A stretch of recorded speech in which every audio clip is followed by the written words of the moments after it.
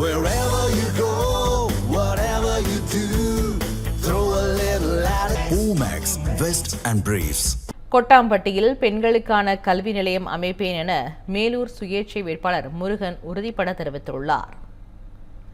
மேலூர் தொகுதியில் மக்கள் முன்னேற்ற இயக்கத்தின் சார்பில் சுயேட்சை வேட்பாளராக போட்டியிடும் விவசாயி முருகன் நகரப்பகுதி, நோண்டிக்கோவில்பட்டி, பல்லவராயன்பட்டி, சந்தைப்பேட்டை உள்ளிட்ட பகுதிகளில் வீடு வீடாக சென்று வாக்கு சேகரிப்பில் ஈடுபட்டார். அப்போது பேசிய அவர், மேலூர் அரசு பெண்கள் மேல்நிலைப் பள்ளியில் போதிய அடிப்படை வசதிகள் இல்லை என குற்றம் சாட்டினார்.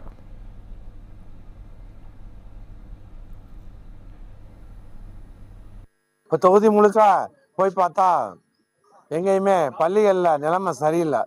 சுத்தமான கழிவறை இல்லை, நல்ல காற்றோட வசதி இல்லை, ஒழுங்கான கட்டிடங்கள் இல்லை. பிள்ளைகளோட கல்வி எவ்வளோ முக்கியம்னு அவங்களுக்கு தெரியல. பாவம் வசதி இல்லாதவங்க கூட கல்வித்தரம் சரியில்லைன்ட்டு தனியார் பள்ளியில் சேர்த்து கடனை வாங்கி தனியார் பள்ளியில் சேர்த்து கஷ்டப்படுறாங்க. கடனை வாங்கிட்டு எங்களுக்கு ஓட்டு போட்டு ஜெயிக்க வச்சிங்கன்னா நம்ம பள்ளிகளில், அரசு பள்ளிகளில் கல்வித்தரத்தை உயர்த்துவோம், உள்ள கட்டிடங்கள்லாம் சரி பண்ணுவோம், கழிவறைகள்லாம் நல்ல தரத்தோடு கட்டி கொடுப்போம்.